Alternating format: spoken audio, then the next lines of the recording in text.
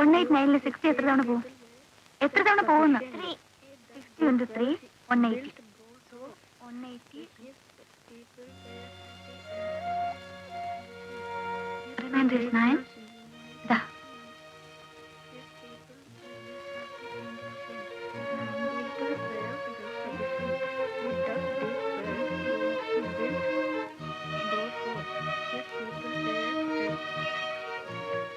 ഒരു കാര്യം പറയാനുണ്ട്. ഞാൻ നിങ്ങളെ ഈ വീട്ടിൽ നടക്കാൻ ശ്രമിച്ചു എന്നുള്ളത് ശരിയാ. ഞാൻ മനസാക്ഷി ഇല്ലാത്തവനാണെന്ന് നിങ്ങൾ പറഞ്ഞേക്കാം. പക്ഷെ ഞാനുണ്ടല്ലോ, ഇതുവരെ ആരും വഞ്ചിച്ചിട്ടില്ല. ഞാൻ ആയിരക്കണക്കിന് രൂപ കൊടുക്കാനുള്ള കുഞ്ഞിക്കണ്ണന്മാര് പോലും ഞാൻ ചതിയനാണെന്ന് പറഞ്ഞിട്ടില്ല. പക്ഷെ നിങ്ങൾ കാരണം ഞാൻ ഇന്ന് വഞ്ചകനും ചതിയനുമായി. കല്യാണം നടത്തി കാശുണ്ടാക്കാൻ നടക്കുന്ന ബ്രോക്കർമാരുണ്ടല്ലോ, അവന്മാരോട് പോലും ഇങ്ങനെ പെരുമാറരുത്. ആര് ചോദിച്ചാലും നിങ്ങൾ പറയുന്നത്? നിങ്ങളുടെ മകള് ഭ്രാന്തിന് ചികിത്സിക്കാൻ ഒരു ക്ലിനിക്കിൽ കടന്നിട്ടില്ലേ? ശിവരാജൻ എന്ന് പറയുന്ന ഒരു ഡോക്ടറല്ലേ അവളെ നോക്കിയിരുന്നത്?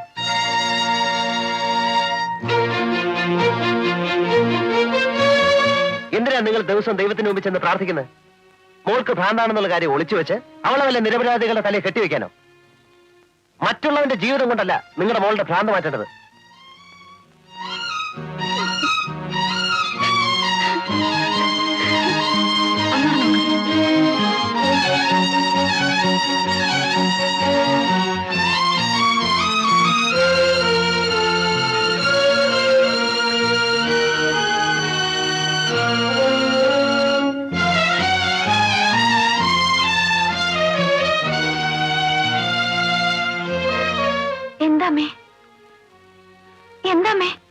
എന്താ ഉണ്ടായത്?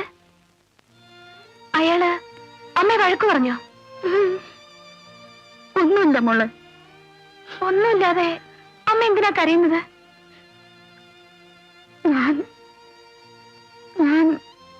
ഞാനിങ്ങനെ ഓരോന്ന് ഓർത്തു പോയി. അമ്മ വരൂ, വരൂ അമ്മേ.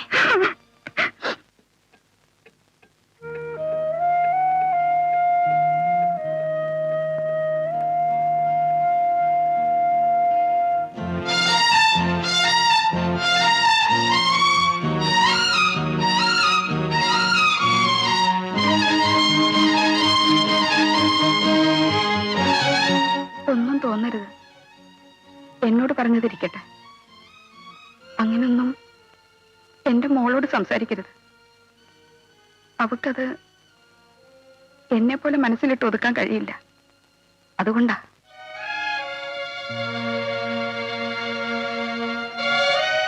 ആരെയും ചതിക്കണമെന്ന് വിചാരിച്ചിട്ടല്ല. സന്ദർഭം വന്നാ പറയുമായിരുന്നു. അല്ലാതെ എന്റെ മോളൊരു രോഗിയായിരുന്നെന്ന് വിളിച്ചു പറഞ്ഞ് നടക്കാൻ പറ്റുമോ?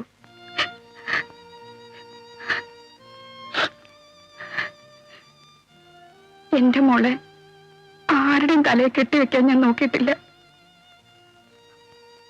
അവളൊരു ഭ്രാന്തിയായിരുന്നെന്ന് മോനെന്റെ മുഖത്ത് നോക്കി പറഞ്ഞപ്പോ എനിക്കെന്നെ നെഞ്ചു പൊട്ടുന്നപോലെ തോന്നി. ശരിയാ, അവളൊരു രോഗിയായിരുന്നു. മോനറിയോ, 8 മാസങ്ങൾക്ക് മുമ്പ് മീരയുടെ കല്യാണം നിശ്ചയിച്ചതായിരുന്നു. ഈ വീടിന്റെ മുറ്റത്ത് ഒരു പന്തലുയർന്നു.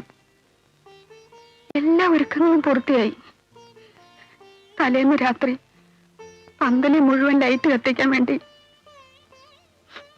മീരയുടെ അച്ഛൻ എവിടുന്നോ കൊണ്ടുവന്ന മെഷീൻ കേടായി. മെയിൻ സ്വിച്ച് ഓഫ് ചെയ്തിട്ട് അച്ഛനത് നന്നാക്കുമായിരുന്നു. ദീപയുടെ ഉടുപ്പ് ഇസ്തിരിയിടാൻ വേണ്ടി മീര സ്വിച്ച് ഇട്ടു. എന്റെ മോക്കറിയില്ലായിരുന്നു പിൻവശത്തെ മുറ്റത്ത് ഷോക്കേറ്റ് അവളുടെ അച്ഛൻ മരിച്ചുകൊണ്ടിരിക്കുകയാണെന്ന്.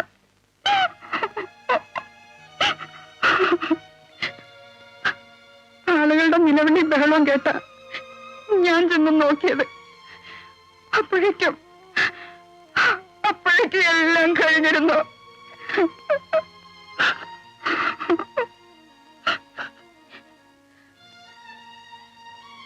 അവള് കാരണം അവിടെ അച്ഛൻ മരിച്ചെന്നറിഞ്ഞപ്പോ അവള് കരഞ്ഞില്ല, ഒന്നും മിണ്ടിയില്ല. അവിടെ മനസ്സിന്റെ സമനില ആകെ തെറ്റിയിരുന്നു. ഒരു മനോരോഗിയെ കെട്ടാൻ ചെറുക്കന്റെ വീട്ടുകാർ പിന്നീട് തയ്യാറായില്ല. ഇപ്പൊ ഒരു കുഴപ്പമില്ല. പക്ഷെ ഒരു പേര് വിടുകയില്ലേ?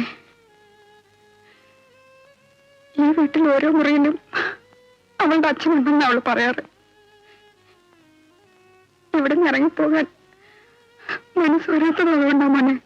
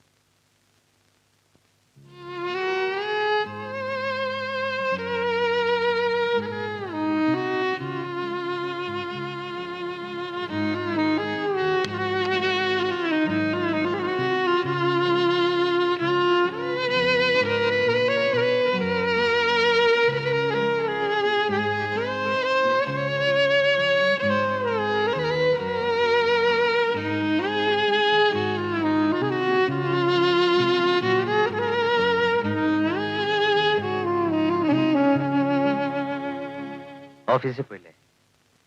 വേണ്ട, ഇരുന്നോളൂ. ഞാൻ വീട്ടിലൊന്ന് പോവാ.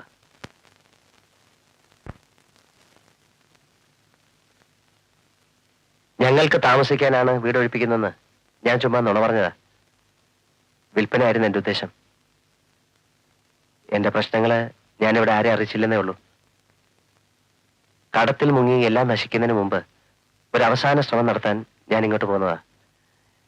ഇനിയിപ്പോ ഞാനതൊരു പ്രശ്നമാക്കുന്നില്ല. ഇതുവരെ നുണ പറഞ്ഞ പോലെ അല്ല, സത്യമാണ് കേട്ടോ. അച്ഛനുള്ളപ്പോ തന്നെ കുറെ കടങ്ങളുണ്ടായിരുന്നു. എനിക്കതൊന്നും വീട്ടാനൊത്തില്ല. ശ്രമിക്കാഞ്ഞിട്ടല്ല, നടന്നില്ല. 2 സഹോദരിമാരുടെ കല്യാണം നടത്തി. അച്ഛനില്ലല്ലോ എന്നൊരു തോന്നൽ അവർക്കുണ്ടാകരുതെന്ന് കരുതി വലിയ ആർഭാടത്തോടെ തന്നെ നടത്തി. കുറച്ചു ദുരഭിമാനം കൂടി ഉണ്ടായിരുന്നു എന്ന് കൂട്ടിക്കൊള്ളൂ.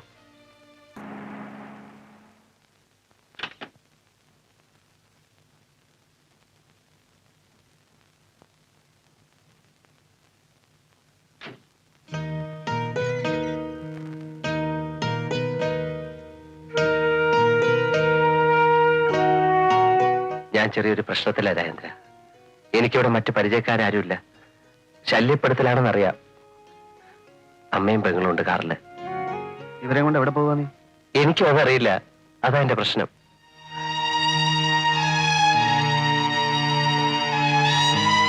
അച്ഛൻ മരിച്ചതിന് ശേഷം എനിക്കിതൊരു അമ്മയ്ക്ക് ഒരു മനസ്സമാധാനവും കൊടുക്കാൻ പറ്റിയിട്ടില്ല. ഇപ്പൊ എന്താ ഉണ്ടായത്? ഒരു തറവാടിന്റെ വേര് പിഴുതെടുത്തു വന്നിക്കാൻ ഞാൻ. എന്റെ വീട് പോയി, കടക്കാരെല്ലാം കൊണ്ടുപോയി. ഇവിടെ വാടകയ്ക്ക് കൊടുത്തിരുന്ന വീട് ഒഴിപ്പിക്കാൻ എനിക്ക് പറ്റില്ല. അത് ആ കുടുംബത്തെ കൂടെ കണ്ണീര് കുടിപ്പിക്കലാവും. നീ എനിക്ക് വാടകയ്ക്കൊരു വീട് ഏർപ്പാട് ചെയ്ത് തരണം. പക്വത എത്തുന്നതിന് മുമ്പ് ഒരു കുടുംബത്തിന്റെ മുഴുവൻ പ്രശ്നങ്ങൾ ഏറ്റെടുക്കേണ്ടി വന്നു.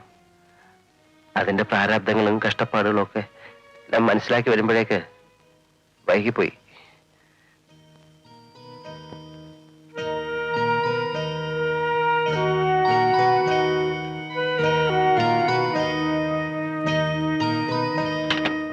അമ്മ ഇറങ്ങി വരൂ. എന്റെ വീടാണ്, അകത്തോട്ടിരിക്കാം.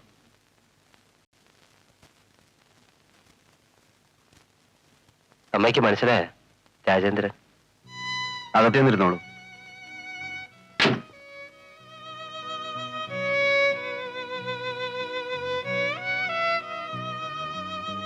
ഉപചാര വാക്കായിട്ട് പറയല്ല. സിൻസിയറായിട്ടുള്ള ഒരു സുഹൃത്ത് ഇത്തരം സന്ദർഭങ്ങളിൽ വേണമല്ലോ ഒരാളെ ആശ്വസിപ്പിക്കാൻ. വാടക വീട് എപ്പോ കിട്ടും എന്നോർത്ത് വിഷമിക്കണ്ട. ഞാനിവിടെ തനിച്ചാണെന്ന് അറിയാലോ.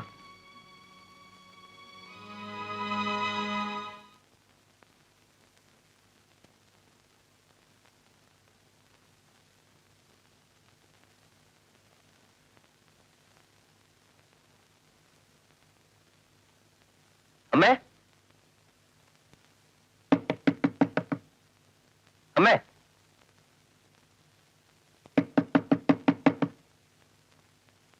മീര മീര ആ നിങ്ങൾ വന്നോ? അവര് വീട് ഒഴിഞ്ഞു പോയി.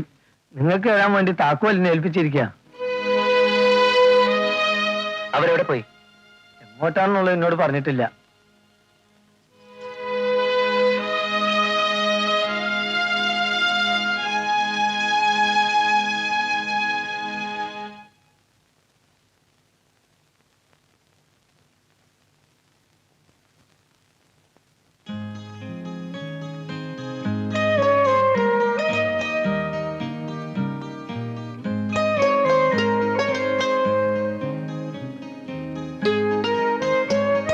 മീര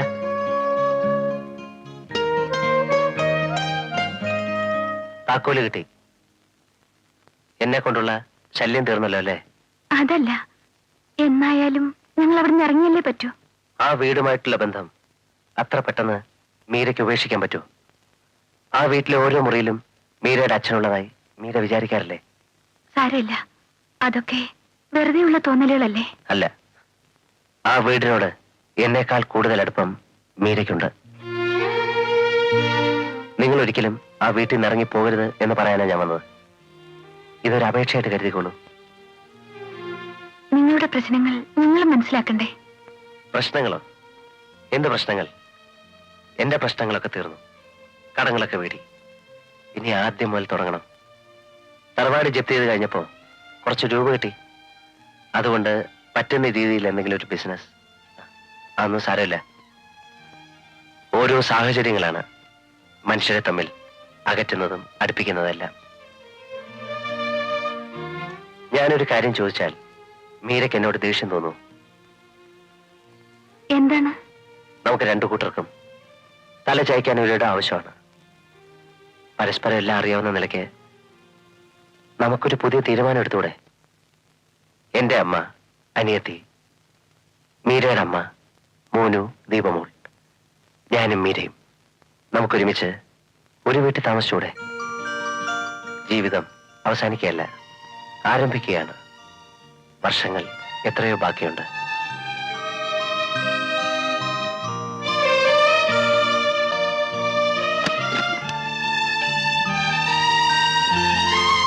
ഈ വീട് ഇനി എന്റേതോ മീരയുടേതോ അല്ല, നമ്മുടേതാണ്. വരൂ.